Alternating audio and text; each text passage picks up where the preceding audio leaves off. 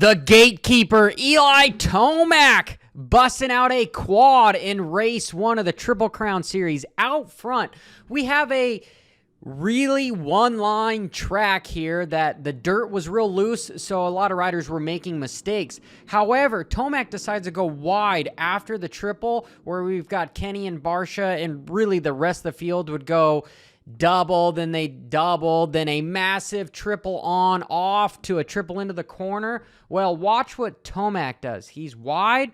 He does a gnarly double over the start, then to an even gnarlier triple. And why do I say that this is a gnarly triple? Because these are sketch. These are scary. Having a small takeoff, a large middle, and then a smaller triple landing. You don't want to hit your wheel on the middle one because it could cause you to endo. You'd have to blurp and make it into a wheel tap, which could get scary if you weren't planning on it, but you have to have just perfect timing.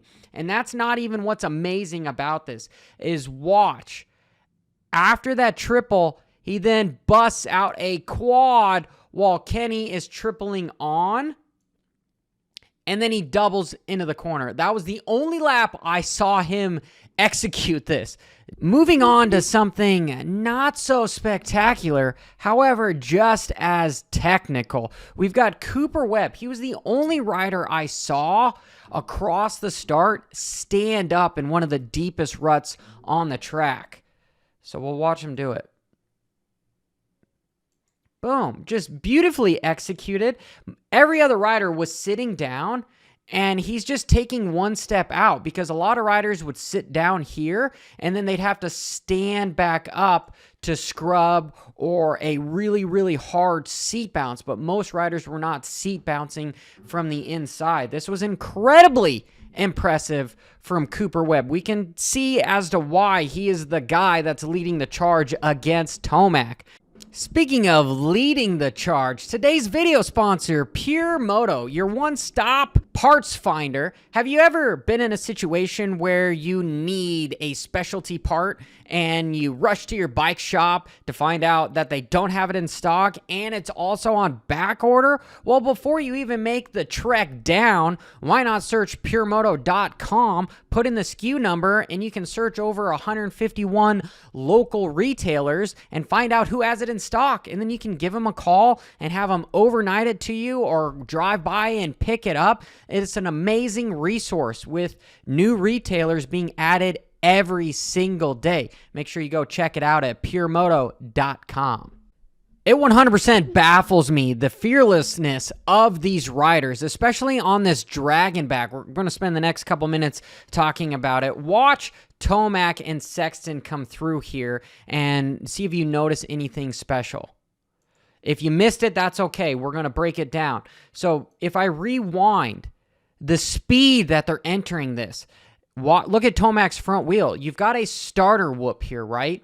Which means normally you're going to hit the second one. Well, both Tomac and Sexton and the top guys were wheeling over the second whoop. So watch that front wheel. Tomac just barely misses it. And then look at Sexton. He misses it with a few inches to spare over Tomac, but they both land with their front wheel down on the third one. And it just keeps their bike in a more planted horizontal plane to where they can and jump off onto a tabletop. I've never seen a Dragonback to a table. I mean, we've had them before. It's not incredibly common, but it looks incredibly difficult. I cannot say that I have ever done a Dragonback onto a tabletop. So then, you have to have the speed to then hop off of it. So just, again, I am speechless how these riders from corner to next corner, how fearless they are by just keeping it WFO. And for comparison's sake, watch Tomac and Sexton. Yeah, I backed it up just a little bit. They are standing up and hopping off. They are preloading. Look at that attack position. He's preloading the bike. He's pushing it down with his legs to then lift up with his body so that he can make the next transition of stepping off. Well, look at Anderson. He's going to do the same thing, but he seat bounces wheeling in. He misses that second whoop. Right. As he jumps off, he's going to seat bounce it yet again. Look at him sit down to make the transition so that he can just seat bounce off. To me, that was spectacular, and I didn't see a whole lot of riders do that. I believe maybe Thrasher in the 250 class was doing that as well. Last small comparison is the dark horse, Cooper Webb. Watching him jump through the dragon back, notice that he is wheeling over the starter bump. He is not using it as a setup to wheelie over the second one, because what he is doing is he's dropping that front end, and then he is going to triple off of the second one, where you'll watch Sexton behind him, he's going to wheelie over the lip that Cooper used to jump off of. So Cooper is going wheelie over, triple, jump off, where Sexton is going using the starter bump to then wheelie over, ta-da-da-da-da-da. Two very different ways of doing the same obstacle, except for Cooper Webb's is potentially saving more in the tank, because it's not as hard on the body, as jarring, like da-da-da-da-da. It's more fluid. Rewinding to the start stretch, you've got the finish line and then a triple into a corner, where most of the riders were either tripling and using the berm to catch them, but there is a few riders, notably Tomac here, as you watch, he is going to land off and then seat bounce, triple, and still makes the inside. Incredible. Absolutely incredible. Watch how he seat bounce. And again, if you've noticed anything from my videos, these guys, when they seat bounce, they are curling the hips and then standing up. So they are standing up in a 90-degree plane. They're not standing up and moving their weight so much forward, because that's going to create the endo effect, right? So Brop stands up. You know, he's just moving his butt up. Brop.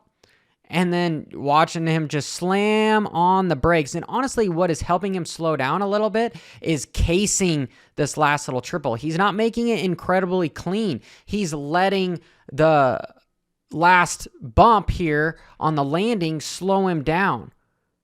Boom. Small little case. And that suspension just soaks it up. If the wheels were to bounce up a lot, he wouldn't have both wheels on the ground to be able to create friction to slow him down. But because he's got this factory A-kit suspension, it's able to soak it up and get both wheels on the ground. But it's stopping a lot of his forward momentum by that small little case. If you're ever having a hard time making a corner, try casing the jump a little bit, because it's going to, again, you know, it's like hitting a small little wall. It's going to slow you down by a few miles an hour, which is enough for him to make the corner.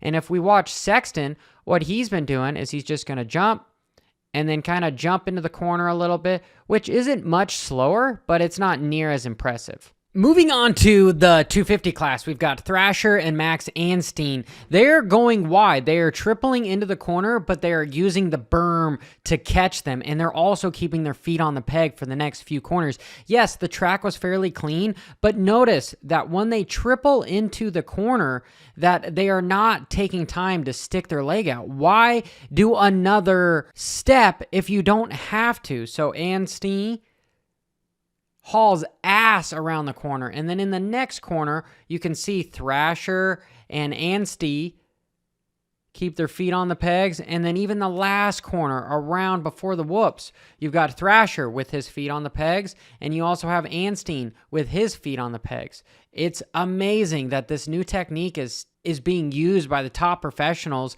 It's so simple, but yet it's really, really effective. Marvelous. If you've made it this far through the video, I want to sincerely thank every single one of you. I like doing these technical analysis and creative lines videos. If you like them, make sure that you stick around and subscribe. I know a lot of you have been following the trend and have started to hit that subscribe and notification bell icon. I sincerely appreciate it. This is something that is just about fluidity, right? We've got Hunter Lawrence here, and if you watched the riders in the futures class, they look stiff. They look like they haven't been on a supercross very much. And looking at Hunter's body language, he reminds me a lot of Kevin Windham. Is he a little bit more aggressive? Yes, but his body positioning is just so fluid. Look how he jumps. He doesn't look like he's using a whole lot of energy, and how he's just using the bicycle form of just soaking stuff up. Look at this. He goes from standing to completely letting that bike just soak underneath him. as he's jumping through. It looks incredibly fluid to help keep him loose on the bike. You can tell that Hunter was feeling it on the racetrack all night long, hence why he did so well. But here, I'll play it in real time so you can really get a gist of just watching how fluid he is with his body movements.